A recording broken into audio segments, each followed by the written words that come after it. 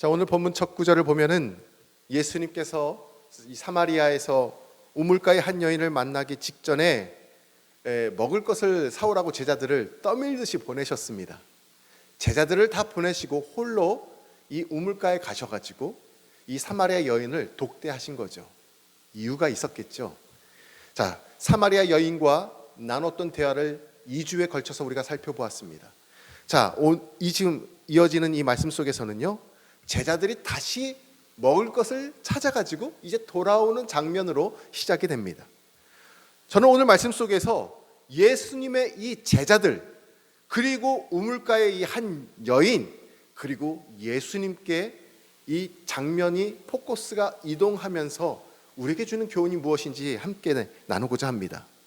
첫 번째, 제자들을 보십시오. 제자들의 말이 이렇습니다. 바로 그때 제자들이 돌아왔다. 그들은 예수께서 어떤 여자와 이야기하고 계신 것을 보고 이상히 여겼으나 아무도 그 여자와 무슨 내용으로 이야기하셨는지는 묻는 사람이 없었다. 자, 이 부분이 강조되고 있습니다. 어떤 부분입니까? 제자들이 예수님께서 어떤 여자와 이야기하고 계신다라는 것을 보고는 이상히 여겼다라는 거예요. 궁금히 여겼어요. 왜 이상했을까요? 이 상황을 이해하기 위해서 당시 시대적 상황을 우리가 잘 이해를 해야겠죠. 랍비들이, 율법 교사들이 유대 남자들에게 이렇게 가르쳤어요. 낯선 여자하고는 이야기하지 말아라. 심지어는 사람들이 많은 곳에서는 여자와 이야기 나누는 것은 부도덕한 것이니까 이것을 삼가해야 한다. 만약에 이것을 어길 시 사람들 많은 곳에서 그 여인과 대화를 하는 것은 그 여인의 남편이 알게 될 경우에는 그 여인의 남편이 이혼을 할 수 있는 조건이 되기도 한다. 이런 것들을 가르쳤어요. 심지어는 좀 이런 랍비 같은 사람들은 자기 아내하고도 길거리에서 가면서 이야기를 하지 않았다고 합니다. 이것이 당시 상황이었어요. 자, 우리는 정말 지금 좋은 시대에 살아가고 있죠. 그러니 예수님의 제자들이 불편해한 이유가 있습니다. 사마리아 사람이라면 원래부터 천시하는 사람이었습니다. 우상, 이방신이 혼합되었고 혈육이 다 이방인들과 혼합이 되었습니다. 그러니까 멸시하고 천대했던 이유도 있었지만 그 배경에는 또 다른 이유, 이 랍비들로부터 배웠던 유교적인 이 전통과 간섭이 있었던 것입니다. 그래서 제자들이요, 지금 예수님을 대할 때 지금 저기서 뭐 자세하게 표현은 안 돼 있지만 매우 불편했을 거예요. 예수님을 대하는 그 눈동자, 그 몸짓이나 행동들이 굉장히 불편했을 것으로 여겨집니다. 예수님께서 지금 하시는 행동과 말씀이 하나님의 말씀에 어긋나서 불편한 것이 아니라 자신들이 배워왔던, 생활해왔던 그 관습과 전통에서 어긋나니까 굉장히 지금 불편해하고 있는 것을 보게 되는 거죠. 우리는 어떨까요? 예를 들어서 우리나라에 처음 복음이 들어왔을 때, 선교사님이 들어왔을 때, 교회를 세울 때 교회에 남자와 여자를 모아놓고 함께 가르치려고 했습니다. 당연하죠. 자, 그런데 그때 우리나라 사람들의 반응이 어땠을까요? 기겁을 했습니다. 남자 여자를 같이 앉혀놓고 말씀을 가르친다고 기겁을 했어요. 남녀 7세 부동석이라는 말 있지 않습니까? 어린아이 7살이 되면은 남자 여자 같이 놀지도 않고 같이 앉지도 않잖아요. 근데 이게 무슨 말이냐고 엄청나게 반대를 했어요. 그런데 지금도 남자와 여자를 구별해서 예배를 드렸던 그때 당시의 예배당이, 그때 당시의 교회가 그대로 보존이 되고 있어요. 어디에? 전라북도에 있습니다. 김제와 익산에 두 군데가 있어요. 두동교회, 금산교회가 있습니다. 저는 이곳에 다 방문을 했습니다. 전에 사역하던 교회에서는 이렇게 직분자를 세울 때 반드시 성지순례 코스로 이곳을 다녀오게 합니다. 자, 그곳의 사진이 이거예요. 자, 이것은 바로 익산에 있는 두동교회의 예배당 안의 모습입니다. 가운데 강대상을 기점으로 왼쪽과 오른쪽이 양쪽으로 갈라진 게 보이시죠? 그래서 이름이 기역자교회입니다. 기역자교회. 여러분 보실 때 왼편은 자매들이, 오른편은 형제들이 앉아서 예배를 드렸던 곳이에요. 또 다른 예배당이 있습니다. 또 다른 곳에는, 자, 이것은 김제에 있는 금산교회인데 역시 기역자 모양이에요. 근데 거기는 이렇게 전시관으로 아예 형제와 자매들이 따로 앉아서 예배드리는 모습을 이렇게 전시해 놓고 있습니다. 자, 이게 우리 초기의 모습이었어요. 근데 여기뿐만 아니죠. 서울에서는 1987년도에 세워졌던 서울 정동제일교회 들어보셨습니까? 정동제일교회 예배의 모습은 이것입니다. 저렇게 기역자 구조적으로 할 수가 없었어요. 그냥 네모 반듯한 교회였어요. 그때는 어떻게 했느냐, 가운데 휘장을 딱, 마치 성소와 지성소를 가린 것처럼 휘장을 딱 두르고, 여러분 보십시오. 한편에는 자매들이 쭉 앉아있죠. 한편에는 가세 쓴 남자들이 앉아있죠. 이게 우리들의 모습이었어요. 왜요? 남녀가 같이 앉으면 안 되기 때문에 그랬던 거예요. 굉장히 불편했겠죠. 그럼에도 왜 이렇게 했을까요? 내가 가지고 있는 문화적 전통과 생각이 다르다라는 것입니다. 자, 이것이 성경적인 이유가 되어서 반대한 것이 아니라 시간이 흐르면서 그 전통과 관습을 차츰 어떻게 됐을까요? 처음엔 성경적 이유 때문에 반대한 게 아니고 내 전통과 관습 때문에 반대를 했잖아요. 그런데 저런 교회도 시간이 흐르면서 전통이 잘못된 것이구나, 관습이 잘못된 것이구나 해서 자연스럽게 저 휘장을 다 걷게 됩니다. 네. 어느 교회나 마찬가지죠. 우리가 신앙생활을 하다 보면은요, 영적인 리더를 하나님께서 세우신 분들이 많이 있죠. 교회마다 많이 있습니다. 목회자도 마찬가지고. 그런데 내 생각과 다를 때가 있습니다. 자, 오늘 제자들의 이 모습을 통해서 우리 배울 교점이 이거예요. 만약에 영적인 리더가 성경적으로 위배됐다면 반드시 그것은 말씀을 하셔야 합니다. 그런데 성경적으로 위배되지 않았다면 여러분, 전통과 관습, 내가 갖고 있는 생각과 다르다는 이유로 너무 쉽게 반대하시면 안 돼요. 그 말씀을 제자들의 모습을 통해서 우리가 배우게 되는 것입니다. 자, 27절 말씀을 다시 한번 보십시오. 바로 그때 제자들이 돌아왔다. 그들은 예수께서 어떤 여자와 이야기하고 계신 것을 보고 이상히 여겼으나 아무도 그 여자와 무슨 내용으로 이야기하셨는지는 묻는 사람이 없었다. 자, 이상히 여겼습니다. 여기까지는 우리가 어떻게 할 수가 없어요. 당연하죠. 내가 그렇게 자라왔는데, 내가 그렇게 배워왔는데, 내가 그렇게 생각하는데 이상히 여길 수밖에 없어요. 그런데 보십시오. 그 다음에 말씀이 무엇입니까? 아무도 그 여자와 무슨 내용으로 이야기하셨는지는 묻는 사람이 없었다라는 것입니다. 여러분, 리더의 자리가 어려울까 쉬울까요? 어렵죠. 어려워요. 자, 그러면 반면에 또 이 생각도 해보십시오. 리더를 따른 사람은 뭐라고 불러요? 팔로우라고 합니다. 따르는 사람입니다. 제자라고 합니다. 제자는 어려울까 쉬울까요? 제자도 역시 어렵습니다. 앞에서 가리키는 사람은 잘 이해를 못해. 피계육생으로 앉아있는 사람들이 얼마나 힘든지. 그렇잖아요. 자, 리더도 어렵지만 제자들도 어려운 것을 보게 돼요. 심지어 예수님께서 하신 이 행동도 제자들이 다 이해하지 못합니다. 못했어요. 하물며 사람인 우리가 하는 여러 행동들이 서로 보기에 이상하게 느껴지는 게 얼마나 많겠어요. 누가 되었든지 간에 이상하게 느껴지는 순간이 있다면 오늘 말씀을 먼저 한번 딱 떠올리시기를 바랍니다. 신학적으로 벗어났다면, 그리고 윤리적으로 도덕적으로 벗어났다면 공동체를 위해서 반드시 얘기해 주셔야 합니다. 그것은 잘못이 아니에요. 이야기하셔야 됩니다. 그런데 제자들은 지금 예수님이 하시는 행동이 이해가 되지는 않았습니다. 근데 한 가지 뿐만 아니라 두 가지를 하지를 않았어요. 그 두 가지가 뭘까요? 오늘 말씀해 보니까 첫 번째는요, 제자들끼리 서로 이야기하지 않았습니다. 소문을 내지 않았어요. 서로 수군대지 않았어요. 예수님 뭔가 이상하지 않아? 지금 예수님 뭐 하시는 것이지? 우물가에 여자하고 단둘이 이야기를 하셔? 야, 이건 있을 수 없는 일인데, 저 천한 여인을, 저 멸시받을 여인을, 야, 이거 진짜 이상하다 라고 말하지 않더라는 거예요. 이게 너무나 중요한 포인트입니다. 자, 그러면 우리는 어떻게 하죠? 우리는 너무 쉽게 수군대고 소문을 내고 비난하고 정죄합니다. 근데 제자들은 지금 하지 않는 모습을 보여요. 자, 두 번째, 제자들도 뭘 안 했습니까? 제자들 중에 보세요. 이야기하셨는지, 무슨 내용으로 이야기하셨는지, 그 다음 말이 뭐예요? 묻는 사람이 없었다는 거예요.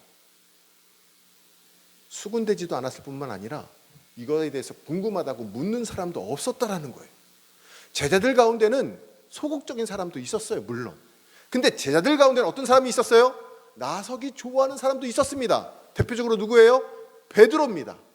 베드로는 나서기를 좋아했어요. 물리를 먼저 걷기도 했고, 로마 병사로부터 예수님을 지키려고 하기도 했고, 나서기를 좋아하는 사람이에요. 그런데 그 베드로조차도 입을 다물고 있는 걸 보게 됩니다. 너가 나서봐. 너가 좀 해봐. 정말 이상하지 않아? 네가 좀 가서 물어봐. 이렇게 말할 법도 한데 누구 하나 나서지 않았습니다. 오늘 본문을 통해서 리더를 따르는 이 팔로우들의 너무나 중요한 이 팔로우십을 우리가 배우게 됩니다. 우리 모두 교회 안에서 목회자나 리더의 결정이 이상하다고 생각이 될 때 오늘 제자들처럼 잠시 한번 기다려 주십시오. 먼저 이야기 꺼내지 마시고, 먼저 나서지 마시고 한번 잘 기다려 보십시오. 성경적으로 위배되지 않았다면 잠시 기다려 주시기를 주님의 이름으로 간절히 부탁을 드립니다. 기다렸더니 어떻게 되었을까요? 어떻게 됐죠? 이게 중요하지 않습니까? 문제가 풀리지 않겠습니까? 잠시 지나니까 이 우물가의 연인이 어떻게 행동을 합니까? 들고 있었던 물동이를 내팽개 쳐버립니다. 그리고는 자기가 살던 고향 그 마을로 당장 뛰쳐나가는 거예요. 그리고 그곳에서 무엇을 얘기합니까? 와서 보라, come and see. 너희들이 예수를 보게 될 것이다. 온 동네 사람들을 예수님께 끌고 나오는 장면을 누가 목격합니까? 제자들이 봐요. 그렇구나. 내가 이상하게 생각하지 말았어야 됐구나. 내가 그때 말하지 않고 입을 다물고 있었던 거 정말 잘했구나. 이런 생각을 하게 되는 것입니다. 자, 우리도 마찬가지죠. 제자들의 이러한 시선을 갖는 저와 여러분 되시기를 간절히 축원합니다. 그러면 지금 당장 우리가 이해가 되지 않아도, 예수님께서 제자들에게 시시콜콜 다 설명해 주시 않아도 시간이 지나면 해결되었듯이 우리들의 문제 또한 자연스럽게 해결되는 것을 보게 될 줄 믿습니다. 왜요? 성경적으로 위배되지 않았다면 이루어지게 되는 것이죠. 제자들의 반응에 대해서 말씀을 살펴보았다면 이제는 이 우물가의 여인의 행동을 한번 보시기 바랍니다. 자, 그녀가 한 말이 무엇이에요? 와서 보라예요. Come and see입니다. 두 가지 동사를 주목해 보세요. 이 여인이 우물가에 왜 왔습니까? 물을 길러 왔잖아요. 그런데 물을 길러 온 그 물동이, 그 목적 주체가 되는 물동이를 지금 내팽겨 쳐버립니다. 그리고는 동네로 들어가 버려요. 예수님을 진짜 만난 사람들의 한결같은 반응은 이와 같습니다. 할렐루야. 내가 무언가를 하려고 했던 그 목적을 다 뒤로 해요. 내가 손에 쥐고 있었던 것을 다 주님 앞에서 내팽겨 쳐버립니다. 그리고는 주님을 따르는 거예요. 이것이 제자의 모습이에요. 예수님의 제자들이 어떻게 주님을 따랐습니까? 나를 따르라, 사람을 낚는 어부가 되라. 그 말씀하시는 순간에 자기의 배, 자기의 그물 다 팽개쳐버리고 주님을 따르지 않았습니까? 이 모습이에요. 여인의 모습, 제자의 모습, 우리가 본받아야 될 줄을 믿습니다. 우리가 주님 앞에 여러 가지 모양으로 오늘 나오셨을 거예요. 각자 다양한 기도의 제목을 가지고 이 자리에 나오셨을 거예요. 여러분, 어떤 마음을 가지고 이 자리에 나오셨습니까? 무엇을 내 손에 꽉 옮겨쥐고 주님 앞에 나오셨습니까? 우리가 예수님을 따르는 팔로워가 된다는 것은, 제자가 된다는 것은 주님 앞에 모든 것 다 내려놓는 것입니다. 그것이 될 때 진짜 주님께서 베풀어 주신 크고 비밀한 일들을 경험하게 될 줄 믿습니다. 이 여인이 어떻게 전도를 했습니까? 또 한 가지, 그 사람은 복음 전도자가 됐어요. 물동이를 버리더니 복음 전도자가 됐어요. 우리가 읽지는 않았지만 39절부터 42절의 말씀은 이렇게 이야기가 흘러갑니다. 처음에 이 여인의 말을 듣고 예수님 앞에 나온 사람들이 영원한 양식이 되는 예수님의 말씀을 이제 직접 듣지 않습니까? 와서 보라는 말을 듣고 왔는데 진짜 예수님을 보고 진짜 예수님의 말씀을 듣지 않습니까? 그러니까 이들이 구원을 받게 되고 정말 감격해가지고 그들 또한 각자의 집에 들어가가지고 복음을 전했겠죠. 근데 거기서 끝나지 않아요. 이들이 집에 가서 예수님을 자기 집에 청하는 거예요. 우리 집에 조금만 더 머물다 가시라고, 가시지 말라고, 조금 더 말씀을 전해달라고. 이틀을 더 머물었대. 이틀. 오늘 말씀해 보니까 이틀 동안 주님과 교제하면 얼마나 풍성할까요? 한번 상상해 보세요.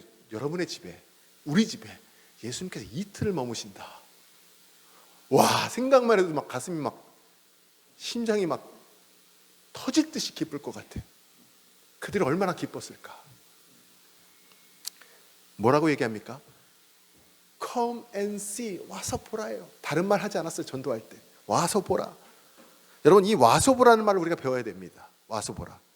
시간 되면 바움교회 한번 가봐가 아니라 와서 보라는 말은 어떤 것을 의미하고 있냐면, 나는 이미 와 있어요. 그 당신도 오라는 거예요. 나와 함께 오라는 거예요. 나와 함께 가자라는 거예요. 나와 함께 교회에 가서 주님의 말씀을 듣고 예수님을 만나자라는 거예요. 할렐루야. 우물가 여인에게 전도를 이렇게 배워야 합니다. 요즘과 같이 어려운 시국에 주변에 주님이 필요한 사람들이 너무나 많이 있습니다. 너무나 힘겨운 분들 많이 있어요. 가슴이 너무나 아픕니다. 외롭고 지치고 절망 가운데 있는 이들에게 우리가 말해줄 수 있는 건 뭡니까? Come and see. 와서 보라는 거예요. 이렇게 전도하시기 바랍니다. 그리고 무엇보다도 저와 여러분에게 가장 필요한 것이 있다면, 저와 여러분에게 지금 가장 필요한 것이 있다면 예수 그리스도인 줄 믿으시기를 바랍니다. 우리도 주님의 복음이 날마다 필요합니다. 우리도 필요해. 우리가 커맨시 전하기 전에 나 먼저 주님의 복음이 필요한 거예요. 나 스스로에게도 말해 보십시오. 이 어려운 때에 바움교회에 와서 주님을 바라보고 있는 영만아, 지영아, 정말 잘했구나. 이렇게 스스로 본인 스스로의 이름을 외쳐가면서 격려해 주시기를 바랍니다. 이 어려운 때에 전에 나와서 함께 예배하는 것. 그러면 이 여인과 같은 내 안에서부터 먼저 놀라운 변화가 일어나게 될 줄 믿습니다. 이 여인은 5차례나 이혼을 했다고 하죠. 얼마나 많은 상처 속에 살아갔을까요? 이 여인이 예수님을 전하는 복음 전도자로 변한 것을 통해서 우리가 무엇을 확신할 수 있습니까? 성령님께서 이 여인 속에서 지금 변화를 일으키시고 계셨다라는 거죠. 성령님께서. 요한복음 3장에 예수님께서 우리 이미 살펴보았습니다. 니고데모와 거듭남에 대한 대화에서 어떤 말씀을 나누셨습니까?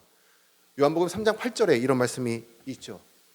바람이 임의로 불매 내가 그 소리는 들어도 어디서 와서 어디로 가는지 알지 못하나니 성령으로 난 사람도 다 그러하니라. 성령으로 난 사람을 예수님께서는 바람으로 비유하시면서 니고데모에게 거듭남에 대해서 설명해 주고 계세요. 잘 들어보세요. 바람이 눈에 보입니까? 안 보입니까? 에어컨 바람이 지금 시원하게 불고 있어요. 그렇죠? 바람이 보이시나요? 보이지 않죠. 눈에 보이지 않습니다. 그러면 바람이 있다는 것을 어떻게 알죠? 바람이 불거나 갈대가 이렇게 나뭇잎이 바람에 휘날리는 것, 사진 보십시오. 앞에 화면을 보십시오. 자, 보시는 것처럼 갈대가 이렇게 확 휘날리면 우리는 뭘 알 수 있어요? 바람이 지금 서에서 동으로 부는구나, 남에서 북으로 부는구나, 우리가 느낄 수가 있죠. 이렇게 바람이 불어서 갈대가 흔들리면, 나뭇잎이 이렇게 흔들리면 물체의 변화가 생겼기 때문에 바람이 있구나라는 존재를 우리가 알 수 있다는 것이죠. 이것이 성령이 성령으로 변화된 것이라는 거예요. 자, 그러면 하나님이 우리 눈에 보이십니까? 안 보이십니까? 보이지는 않죠. 바람처럼 보이지는 않습니다. 그런데 바람이신 하나님을 보여줄 수 있는 방법이 있대요. 방법이 있대요. 성령을 만난 사람이 갈대처럼 흔들리면 되는 거예요. 성령을 만난 사람이 성령으로 갈대처럼 흔들리게 되어 있어. 그 흔들리게 하시는 분이 누구세요? 우리 성령 하나님이세요. 자, 성령을 만난 사람은 갈대처럼 흔들리는데 감사로 흔들려요. 감격으로 흔들려요. 눈물로 흔들려요. 찬양으로 흔들려요.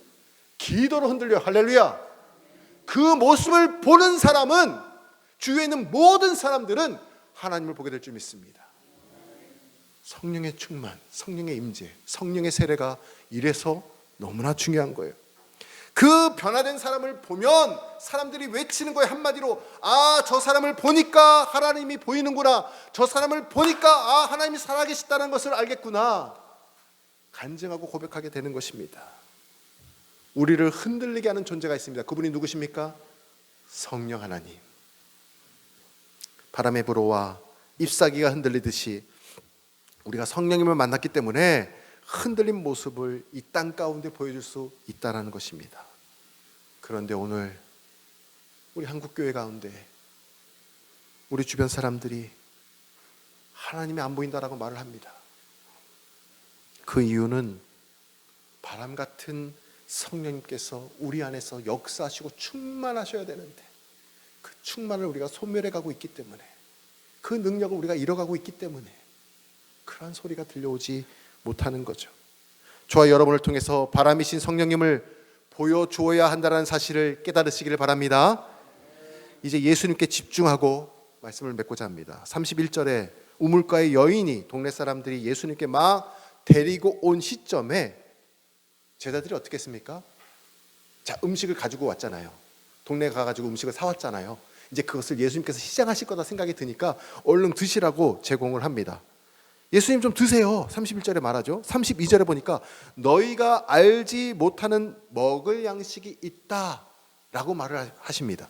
그랬더니 그럼 제자들이 생각을 해. 우리가 없는 사이에 누가 다른 양식을 주님께 갖다 드렸나? 이렇게 생각을 합니다. 근데 그때 예수님께서 34절에 이와 같이 말씀을 하시죠. 자, 오늘 핵심 구절입니다. 다 같이 읽겠습니다. 시작. 예수께서 말씀하셨습니다. 내 양식은 나를 보내신 분의 뜻을 행하고 그분의 일을 완성하는 것이다. 아멘. 여러분, 양식은 무엇입니까? 단순하게 먹는 게 아니죠. 양식을 먹으면 에너지원을 내가 공급받는 거예요. 힘이 납니다. 우리가 양식, 밥을 먹지 않으면 힘을 낼 수가 없죠. 왜입니까? 양식이 우리의 에너지원이기 때문에 그렇습니다. 우리 주님께서는 그러면 에너지원이 무엇일까요? 우리 주님께는 에너지원이 무엇일까요? 여러분, 34절에 놀라운 비밀이 숨겨져 있어요. 우리 주님께서 자신의 에너지원이 무엇인지를 말씀하시는 거예요. 내 양식은, 그 다음에 이꼬르, 그 다음 전체 문장이 양식이라는 거예요. 뭐예요? 나를 보내신 분의 뜻을 행하고 그분의 일을 완성하는 것이다. 할렐루야. 하나님의 뜻을 이 땅 가운데서 이루어가는 것, 하나님의 일을 하시는 것이 예수님은 양식이래요. 우리가 양식 되시는 주님을 먹습니다. 그러면 우리 누구의 일을 해야 할까요? 예수 그리스도의 일을 해야 하는 것입니다. 그게 우리가 양식을 먹는 일이에요. 육의 양식뿐만 아니라 영의 양식을 먹는 사람은 뭘 하게 돼 있어요? 하나님의 일을 하게 되어 있다는 거예요. 그래서 오늘 설교 제목이 무엇입니까? 당신은 주님의 일을 하고 계십니까? 이 말을 달리 말하면 뭐예요? 당신은 양식 되시는 주님을 먹고 있느냐예요. 우리의 양식 되시는 주님을 날마다 함께 공유하고 있느냐 이거예요. 그러면 우리는 어떻게 살아가요? 커맨시 외칠 수 있어요. 날마다 찬양할 수 있어요. 어려움 가운데 내 마음의 불평을, 내 마음의 근심을 다 제거하고 평안을 유지할 수가 있어요. 예수님께 배울 수 있는 비결이 바로 그것입니다. 우리 모두 다 바움교회 교인으로서 우리 교회는 필히 1인 1사역을 추구하고 있습니다. 주님께서 하셨던 그 일을 우리도 함께 영원한 양식을 공급받으면서 감당할 수 있는 저와 여러분 되시기를 주님의 이름으로 축원합니다. 기도하겠습니다. 오늘 말씀을 생각하면서 합심하여 기도하기를 원합니다. 주님께서는 지금 예배자와 더불어서 일할 일꾼을 찾고 계십니다. 주님이 지금 찾으십니다. 저와 여러분은 지금 주님의 일을 하고 계십니까? 주님의 일을 하기 위해서는 나 자신부터 영원한 양식 되시는 예수님이 필요합니다. 복음이 필요합니다. 주님, 믿음이 약해져서 제 힘으로 살 수 없는 것들이 너무나 많이 있습니다. 이 시간 간절히 기도하오니 주님께서 일하여 주옵소서. 내 심령을, 우리 가정을 고치시고 회복시켜 주옵소서. 신앙이 회복되는 은혜를 베풀어 주옵소서. 함께 기도하겠습니다. 아버지 하나님, 귀한 말씀을 통하여서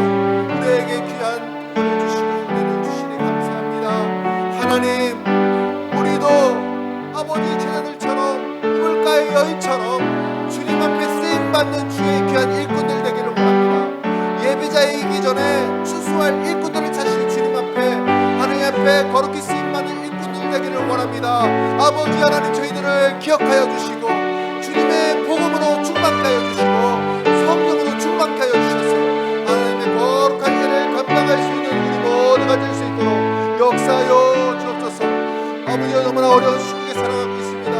하나님이 나라의 민족을 근들여 주시고 고쳐 주옵소서. 회복시켜 주옵소서. 이 땅이 다시 주님의 거룩한 귀한 예배를 드릴 수 있는 곳으로 하나님 변화될 수 있도록 역사하여 주옵소서. 우리 삶에 하나님 앞에 나아갈 때마다 하나님 복음을 전할 수 있는 그러한 삶이 되게 하여 주시고, 하나님 앞에 수행되거나 하나님 것을 따지지 않는 삶이 되게 하여 주시고,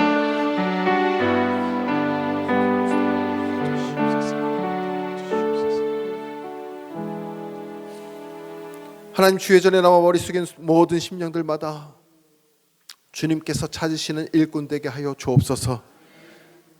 예수님의 이상한 행동 앞에서 제자들이 수군되지 않고 묻지 않았던 것처럼 우리 또한 영적 리더를 위해 묵묵히 기도해 주며 기다려 줄 때 더 크고 놀라운 일들을 모두 다 보게 하여 주옵소서. 우물가 여인처럼 우리도 와서 보라 외치며 추수할 일꾼 되는 삶을 살게 하여 주옵소서. 우리 구주 귀하신 예수님의 이름으로 기도합니다. 아멘.